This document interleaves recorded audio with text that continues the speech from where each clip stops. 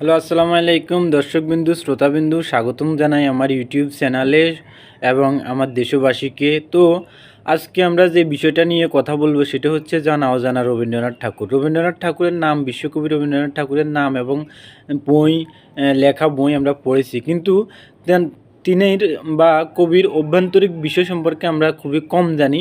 তো আমরা বিশ্বকবি রবীন্দ্রনাথ ঠাকুরের আজ কিছু ইন্টারনাল বিষয় তুলে ধরবো এই ভিডিওর মাধ্যমে। সেটা হচ্ছে রবীন্দ্রনাথ ঠাকুরের কুষ্টিয়ায় একটা টেগোর লজ ছিল বা আছে। তো টেগোর লজটার সম্বন্ধে আজকে আমরা এই ভিডিওতে কথা বলবো।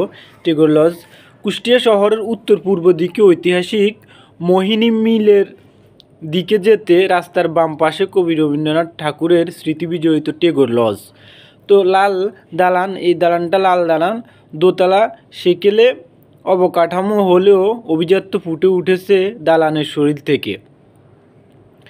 মিলপাড়া এলাকার টেগোর লজই রবীন্দ্রনাথ ঠাকুরের গদিঘর। ঠাকুর পরিবারের পারিবারিক ব্যবসা প্রতিষ্ঠান টেগোর অ্যান্ড কোম্পানির অফিস এই ভবনটি কালের সাক্ষী হয়ে দাঁড়িয়ে রয়েছে। রবীন্দ্রনাথ এখানে এসেছেন, টেগোর লজে বসে ব্যবসা করেছেন।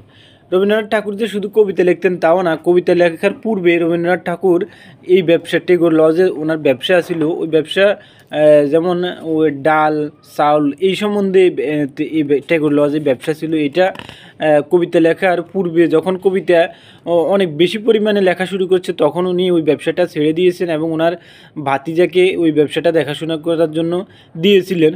তো এই টেগোর লজে বসে রবীন্দ্রনাথ ঠাকুর ব্যবসা করেছিলেন। ঠাকুর পরিবারের কলকাতায় জমজমাট ব্যবসা ছিল।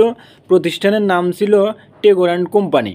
পূর্ব বাংলায় এই কোম্পানির শাখা অফিস হচ্ছে টেগোর লজ। কবির দুই ভ্রাতুষ্পুত্র সুরেন্দ্রনাথ ঠাকুর আর দেবেন্দ্রনাথ ঠাকুর টেগোর লজের ব্যবসা তদারক করতেন। পাট, কলাই, ছোলা, মসুর, ভুসি মালের এই ব্যবসা দায়িত্ব নেন রবীন্দ্রনাথ ঠাকুর। ব্যবসা সম্প্রসারণের জন্য তিনি একটি আখ মাড়াই যন্ত্র নির্মাণের কারখানা খোলেন। লোহা লক্কড়ের ব্যবসা কবির মন বসেনি। এক পর্যায়ে তিনি কর্মচারী যশের রায়ের উপর ঠাকুর পরিবারের ব্যবসার দায়িত্ব দিয়ে সাহিত্য চর্চায় মন দেন। 90 দশকের আগ পর্যন্ত টেগোর লজ আবডালেই ছিল। পরবর্তীতে বিভিন্ন সাংস্কৃতিক সংগঠন এটিকে অধিগ্রহণ করে একটি মিউজিয়াম করার দাবি জানান। অনেক আন্দোলন সংগ্রামের পর বর্তমানে পৌরসভা টেগোর লজটি তদারক করছে। রবীন্দ্রনাথের এই ব্যবসা প্রতিষ্ঠানটি দেখার জন্যে অনেক পর্যটক, কবি, অনুরাগী ভক্তরা আসেন আর রবীন্দ্রনাথকে জানবার চেষ্টা করেন। তো রবীন্দ্রনাথ শুধু যে কবিতাই লিখতেন তাও না, এর সাথে সাথে উনি ব্যবসা বাণিজ্যের সাথে জড়িত ছিলেন। ওনাদের মাড়াই যন্ত্র ছিল, তারপরে পাট, কলাই, ছোলা, মসুর, ভুসিমালের ব্যবসা ছিল। এগুলো উনি দেখাশোনা করতেন। পরে একটা সময় কবিতা লিখতে লিখতে, সাহিত্য চর্চা করতে করতে তিনি এই ব্যবসার দায়িত্ব অন্যদেরকে দিয়ে দেন। তো সকলকে ধন্যবাদ জানাই এবং যারা রবীন্দ্রনাথকে ভালোবাসেন তারা আশা করি কুষ্টিয়ার টেগোর লজটা পরিদর্শন করবেন।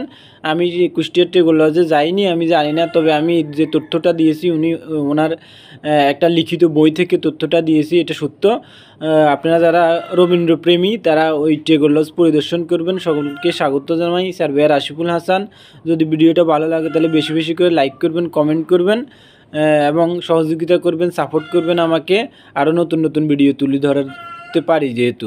তো ধন্যবাদ সকলকে, আল্লাহ হাফেজ।